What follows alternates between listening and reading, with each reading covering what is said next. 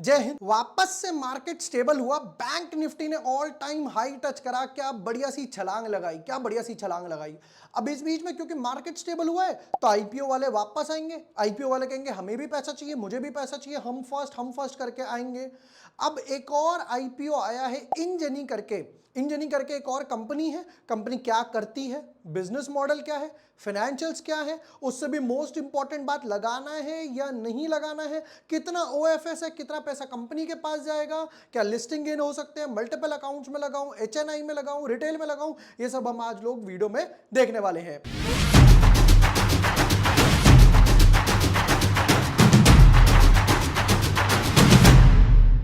Hi everyone, my name is Vibhor Varshney, I am a SEBI registered research analyst. एक और IPO आया है इंजनी का, उसके डिटेल्ड एनालिसिस करेंगे, समझेंगे, एंड में पता चलेगा। सारे पैरामीटर्स चेक करने के बाद promoter holding, financials, balance sheet, quarter results, margins, ये वो सब देखने के बाद पता चलेगा लगाना है या फिर नहीं लगाना।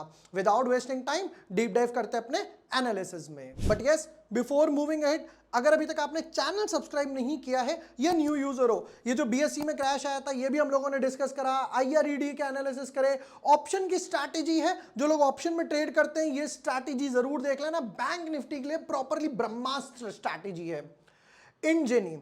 देखते हैं जरा, एक काम करते हैं, बिजनेस मॉडल से समझते हैं कि बिजनेस मॉडल समझने से पता है आइडिया क्या लगता है कि ये सेक्टर लंबा टिकेगा या नहीं टिकेगा। सेक्टर ऐसा है, प्लास्टिक कंपनी हो गई या कोई ऐसा सेक्टर हो गया, लेट्स से फर्नीचर वगैरह वाला हो गया, तो मुझे पता है कि यार थोड़ा धीरे धीरे धीरे ग्रो करेगा। कोई पाइप का सेक्टर आ गया, पीवीसी वाला सेक्टर आ गया, तो मुझे पता है यार ये सेक्टर बढ़िया है। चलिए जी, विदाउट वेस्टिंग टाइम फिर शुरू करा जाए।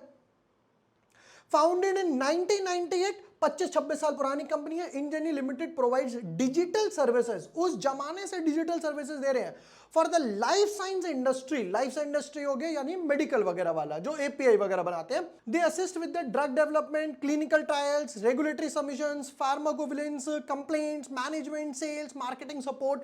मतलब जो एक कंपनी खुद दवाइयां तो बना रही है बट बाकी जो छोटे छोटे काम है ना वो आउटसोर्स कर दिए। फॉर एग्जाम्पल, मुझे ये बताओ किस डिपार्टमेंट में ज्यादा सेल्स हो रही है, किस रीजन में इस दवाई की ज्यादा जरूरत पड़ रही है, या फॉर एग्जांपल कोई कंप्लेंट आ गई, उस कंप्लेंट को मैनेज वगैरह करना है एफडीए वगैरह से, तो ये वो सारा देखते हैं। फिर आते हैं क्या क्या, enterprise commercial solutions, omni channels activations, enterprise medical solution, enterprise clinical solution and consultancy services वगैरह इनका काम है। कुछ क्या इन्होंने अपने क्लाइंट्स वगैरह के बारे में बताया है, जरा वो भी देखते हैं। जरा द कंपनी रिसीव्ड अवार्ड्स वगैरह मिल गए, अच्छा ठीक है, बहुत अच्छी बात है। ये आया, हैड एक्टिव 65 क्लाइंट्स, 65 क्लाइंट्स, और कंपनी के कितने इंप्लॉइज हैं, 5100 इंप्लॉइज हैं, जिसमें से 4400 इंप्लॉइज इंडिया में हैं, 530 हो गए नॉर्थ अमेरिका में, 105 यूरोप, ये वो, मतलब बाहर भी एक्सपोर्ट ओरिएंटेड तो है ही है। इंडिया में 80% काम है, बाकी सारा 20% बाहर काम है। ठीक है, अभी के हिसाब से तो डेफिनेटली अच्छा लग रहा है क्योंकि ये सेक्टर ही अच्छा है। जैसे जैसे जैसे जैसे फार्मा इंडस्ट्री ग्रो करेगी तो इनकी जरूरत पड़ने वाली है। नेक्स्ट पार्ट पे आते हैं, जरा डेट लेकर आइए हमारे सामने, क्या है इंपॉर्टेंट डेट्स। 6 तारीख को आईपीओ ओपन होगा, 8 तारीख तक रहेगा, 3 दिन मिलेंगे आपको लगाने के लिए। 9 तारीख को आईपीओ में पता चलेगा किसको मिला या किसको रिफंड आया। 10 तारीख तक शेयर्स, 10 तारीख तक सैटरडे संडे ऑफ, और वापस लकी 13 पता चलेगा। ये लकी 13 किसको पता चलेगा कि मिलेगा या नहीं मिलेगा लिस्टिंग गेन। ठीक है, कुछ इंपॉर्टेंट वैल्यूएशंस। ओके, ₹2 की फेस वैल्यू पर ला रहे हैं, यानी पहले से ही प्री स्प्लिट है। 430 टू 452 इन्होंने प्राइस बैंड रखा है, हमें अप्लाई करना है इस पे। अगर आप कट ऑफ मैन्युअली टाइप करते हो तो 452, वरना आप टिक द बॉक्स पे भी मार सकते हो। 33 का लॉट साइज हो गया। अब आते हैं इशू साइज पे, ये मोस्ट इंपॉर्टेंट है, देखिएगा जरा।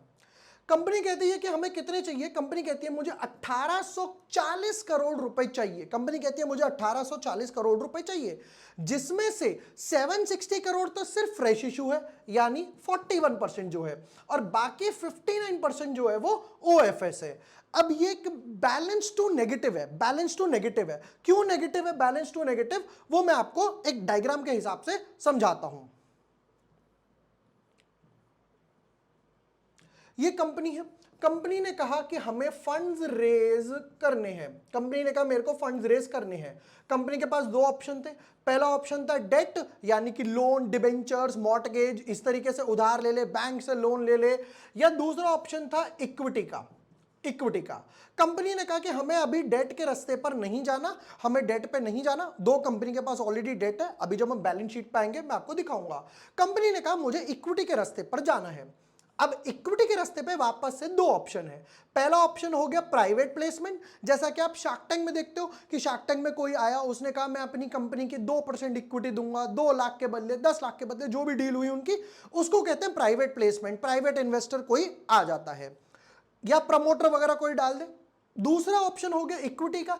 इक्विटी में यहां पर इन्होंने कहा कि भाई मुझे मार्केट पे लिस्ट करवाना है। तो ये दो ऑप्शन है। इसमें क्या होगा, काफी सारे लोग आ जाएंगे, ट्रेड होगी कंपनी, यहां पर ट्रेड नहीं होगी और 2 या 4 गिने हुए चुने हुए लोग आएंगे। ठीक है, अब कंपनी ने पहले ये रास्ता तय कर चुकी है, कितने रुपए के लिए, 1840, 1841 टू बी प्रिसाइज, 1840 करोड़ रुपए के लिए। अब ध्यान से सुनना, अब ध्यान से सुनना, कंपनी ने क्योंकि ये रास्ता लिया है तो कंपनी ने कहा कि हमें 1840 करोड़ रुपए उठाने हैं, जिसमें से ये शेयर्स तो अपने ये वाले बेचेंगे 59%।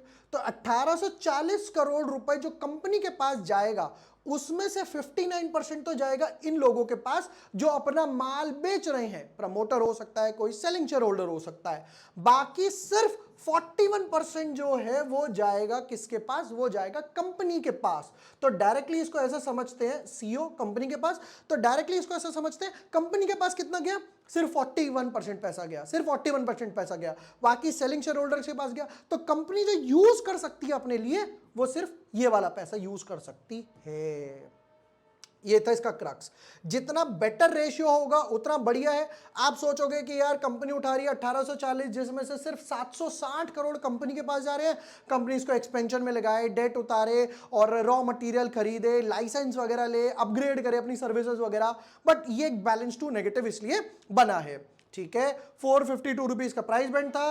अब एक एक एप्लीकेशन भी देख लेते हैं। एक लॉट लगाओगे तो 14,916, मतलब पूरे 15,000 ही कर देते हैं, बाकी ब्रोकरेज एसटीटी में जाएगा। 13 लॉट्स तक रिटेल वाले लगा सकते हो तो 1,93,000। 2 लाख से ऊपर एप्लीकेशन गई तो 14 लॉट्स, और 10 लाख से ऊपर एप्लीकेशन गई तो बिग एचएनआई में जाएगा ऑटोमेटिकली। ठीक है, प्रमोटर होल्डिंग की बात करें तो प्रमोटर के पास अभी ऑलरेडी सिर्फ 30% है, उससे और डाइल्यूट हो जाएगा, तो ये एक नेगेटिव पॉइंट निकल कर आया। ठीक है, नेक्स्ट पार्ट, अब ध्यान से देखना ये टेबल। QI भी कह रहा है कि इनको मिलेगा not more than 50, maximum 50, retail वालों को 35 और HNI को 15।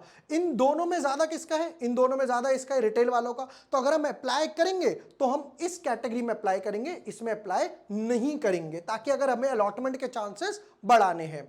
देखो ध्यान से समझाता हूं एक चीज। सपोज करो आपके पास 5 लाख रुपए हैं, तो 5 लाख रुपए में मैं या तो डायरेक्टली इसमें लगा दूं, नहीं कभी मत करना, क्योंकि यहां 15% वेटेज है अगर अच्छा आईपीओ है। अगर आपके पास 5 लाख रुपए है लगाने के लिए तो 2 लाख एक एप्लीकेशन से, 2 लाख एक एप्लीकेशन से, 1 लाख एक एप्लीकेशन से। क्यों, एक तो 35% कोटा है तो प्रो राटा में कुछ आ जाए, दूसरा यहां 3 एप्लीकेशन गई, यहां सिर्फ एक एप्लीकेशन जा रही है। चलिए जी फाइनेंशियल्स पे आते हैं, जरा देखें कंपनी क्या कमा रही है क्या गवा रही है। एसेट्स की बात करते हैं स्टार्टिंग से, फुल ईयर और ये एक क्वार्टर बचा हुआ है। वैसे तो फुल ईयर की फाइल कर सकते थे बट ठीक है, 3/4 था ये। एसेट्स 596 करोड़, 600 करोड़ का डबल हो गया, 1300 करोड़, फिर एक 800 करोड़ की ग्रोथ आई, 2200। यहां पर एक कम ग्रोथ दिखाई दे रही है 2500 करोड़ के आसपास। ठीक है, समझ आता है, यहां से यहां तक कोविड था, यहां से यहां तक कोविड था, तो अच्छी खासी ग्रोथ हो गई क्योंकि फार्मा कंपनी से रिलेटेड है। रेवेन्यू की बात करते हैं, 1000 करोड़, 1700 करोड़, 70% की ग्रोथ है। फिर 600 करोड़ और ऐड करें, 2300 करोड़, अभी है 1900, यानी राउंड ऑफ की बात करूं तो 2000 करोड़ मुझे नजर आ रहा है। अब मैं 2000 करोड़ की बात करूं तो ऑलमोस्ट ये 3 क्वार्टर का है, तो 2000 करोड़ डिवाइडेड बाय 3, 600, 2600, 2727 करोड़ के 2700 करोड़ मान लेते हैं राउंड ऑफ में, इनके पूरे साल की एक बारी को सेल्स हो सकती है। पैट की तरफ देखें, मार्जिन पता चलेगा, पैट के हिसाब से मार्जिन 150 करोड़ के आसपास का मार्जिन था, 14-15% के आसपास, 15% हो गया ऑलमोस्ट। 1700 करोड़ की सेल्स पे 162 के आसपास, तो ये हो गया 11% के आसपास margin.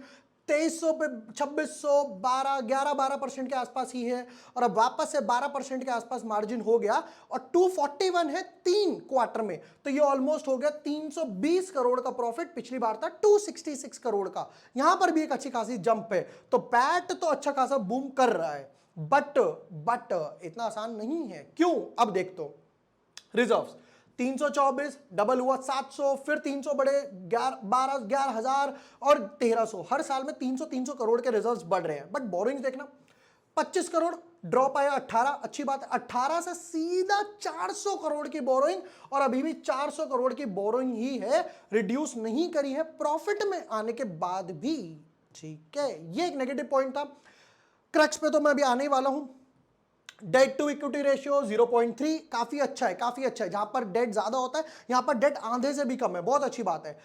Return on net worth 19%, price to book value थोड़ा सा एक हाई है, पैट मार्जिन 13 अच्छा है, स्टार मार्क कर लेते हैं। चलिए जी, नेक्स्ट पार्ट पर आते हैं, किस किस लिए पैसे उठा रहे हो। रीपेमेंट और prepayment of the borings of material subsidiaries वगैरह, ठीक है। एक्सपेंडिचर इन केपेक्स, ओहो, तो यानी ये पैसा और लगाने वाले हैं कंपनी में, जिससे इनकी एक आउटपुट बढ़ेगी, सेल्स बढ़ेगी, एक अच्छी खासी चीज है। अगर कोई कंपनी, यही नहीं, स्टॉक मार्केट में ऑलरेडी कोई कंपनी लिस्टेड है XYZ, वो केपेक्स कर रही है, बाय करो, 2-3 साल तक आराम से बाय करो। चलिए जी, फाइनल वर्डिक्ट पर आते हैं। 452 into 33 over subscription listing gain की बात करते हैं। नंबर 1, कंपनी की प्रमोटर होल्डिंग थोड़ी सी डाइल्यूटेड है, जो थोड़ा सा एक नेगेटिव पॉइंट है। सेक्टर अच्छा है, पॉजिटिव है, और रिटर्न ऑन नेटवर्थ अच्छा था, पॉजिटिव था। डेट टू इक्विटी रेशियो अच्छा था, अगर यहां से डेट और कम करते हैं तो और अच्छा होगा। मार्जिन्स अच्छे हैं, सेक्टर तो हम लोगों ने डिस्कस कर ही लिया, अच्छा है। उससे भी मोस्ट इंपॉर्टेंट बात है कि इनका जो प्रॉफिट है वो बढ़ रहा है। एसेट्स तो बढ़ ही रहे हैं, प्रॉफिट भी बढ़ रहा है, क्लाइंट्स भी हैं और आउटसोर्स भी कर रहे हैं, सबसे अच्छी बात है, एक्सपोर्ट ओरिएंटेड भी है। ओवर सब्सक्रिप्शन की बात करें तो यहां पर इस टाइम पे तो कोई और आईपीओ वगैरह इतना आ नहीं रहा, तो यहां पर एक अच्छा खासा 50 टाइम्स के हिसाब से ओवर सब्सक्रिप्शन होगा। तो मैं डेफिनेटली अप्लाई करने वाला हूं। मैं अप्लाई करूंगा रिटेल कैटेगरी में 8-8, 10-10 लॉट के लिए, मल्टीपल डीमैट अकाउंट से, ताकि मेरे अलॉटमेंट वगैरह के एक बारी को चांसेस वगैरह बढ़ जाए। लिस्टिंग गेन की बात करूं तो 25 to 40% के आसपास लिस्टिंग गेन देखे जा सकते हैं। That's definitely a handsome listing gain. 25 से 40% अगर मुझे एक हफ्ते में मिल रहा है तो मैं क्यों अप्लाई नहीं करूंगा। मैं डेफिनेटली इन जिन के आईपीओ को अप्लाई करने वाला हूं। वीडियो यूजफुल लगा हो, प्रोडक्टिव लगा हो, समझ आया हो, जिस तरीके से मैंने सारा कुछ फाइनेंस ये वो समझाया, वर्डिक्ट वगैरह दिया, तो डेफिनेटली शेयर कर देना दोस्तों वगैरह के साथ, मेरे लिए तो यही काफी है। Thank you for watching the video, lots of love.